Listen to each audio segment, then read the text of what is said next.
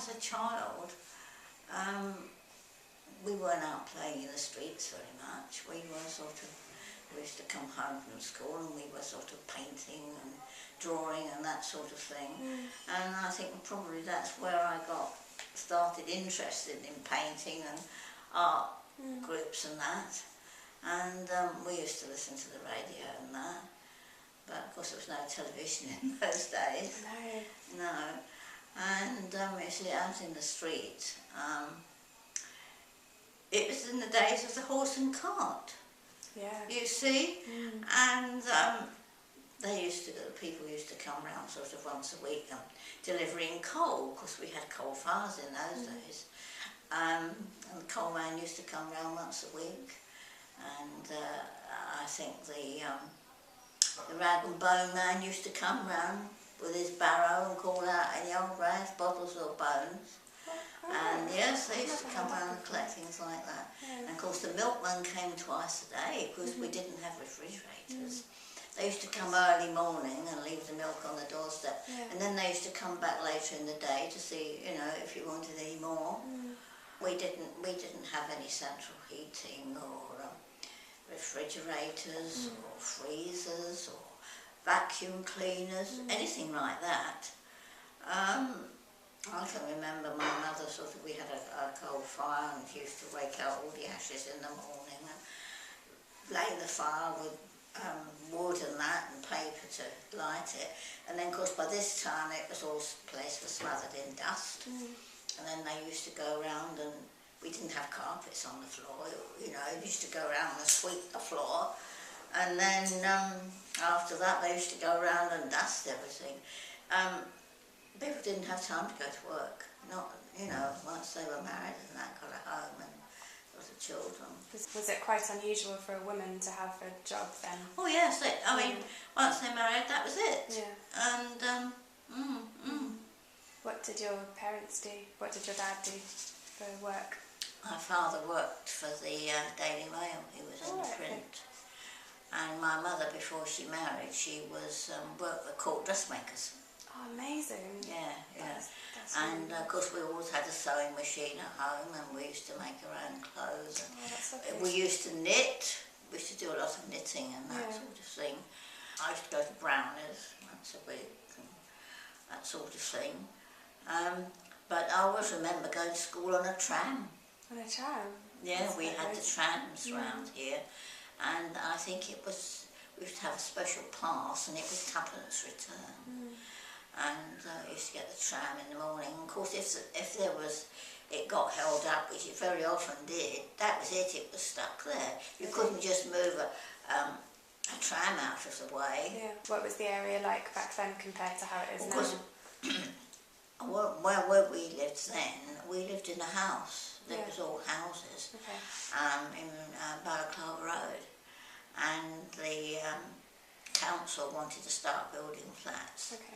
And they bought up our row of houses under compulsory purchase order. Really? We didn't own it, we rented it, but they bought it from the landlord. Because we had big gardens. And they chopped off the garden short. And there was a space at the back.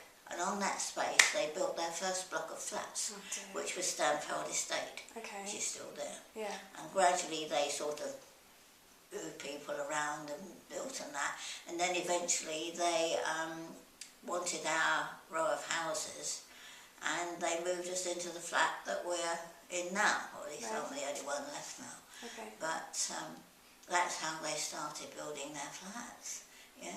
Did you not really want to move into My father loved his garden, and he, of course he missed it when we moved into a flat, and he said, oh well, we won't stay here, we'll move out. But then the war came, and he died during the war, so we stayed on there. Did your father go to the army and fight during the war? No, he was in the First World War. Oh, right. Yeah, but no, he died. No, it wasn't anything to do with the war. No, no. I was evacuated for the first 3 years, and then I came home in 1942 and went to work. And I think the worst of the bombing was over by then. And then I went to work in the city, in Moorgate. Where did you get evacuated to? Do you remember? We went to Hove, Okay, that's nice. just outside Brighton. Yeah. And we were there for a year. Yeah. And then they decided that the south coast wasn't safe enough. Right. So they moved us inland to Chertsey. Yeah. And we went to school in the house that Oliver Twist was supposed to have grown Did into. you? Percroft Oh, House. lovely. Yeah, but I think it's gone now. Oh, It's that's a gone. shame. No. And of course I left school in 1942 during the war. So that's it. Yeah. How old were you when you started working in the city? 17, yeah. 17. Yeah. Right. Was that quite normal for... Well, I was lucky because I went into accountancy. Okay. Now, before the war, women didn't do accountancy or anything like that. Right. But when the war came, all the men were called up and went off to war. Yeah. And they had to So they employ had to. women. Yeah, and I did 5 years in Moorgate. And I did 37 in Aldwych. 37. So I did Wow. 42 years in the accountancy profession, yeah. I did a lot of theatre work. Theatre work? Yeah, Okay. I did the accounts of Oliver when it went on Did the you? first on Oh, stage, yes. That's really nice. I used to do a lot of theatre work. So yeah. you went to a lot of theatre productions then, I take it? You went to a lot of theatre productions then? I did see take it? some of them, yes, Yeah, yeah, that's yeah. nice. So what did people do back then to pass the time? The firm I was working for, somebody there knew of a club in North London, and she said, I wonder some of you, go and join it, which I did, several of us did, and it was the London CHA Club, Okay. which was to do with the Rambling organisation, What's that? and they had this London club, which kept going throughout the war. It was one of the few places that did, and they had their own premises, and they had all sorts of things going on. They had table tennis and badminton, and they had dancing classes, and they had a music group, and they had a theatrical group, and we used to have socials and dances and things. And on Sunday they had a ramble. They had the Sunday rambling So group. what's a ramble? Yeah. What is that? Well, walking. Oh, right, of course, sorry. Walking, yeah, that's right. Oh, that's nice. Yes, Yeah. and it was one of the few places that kept going during the war, and we had our own premises there.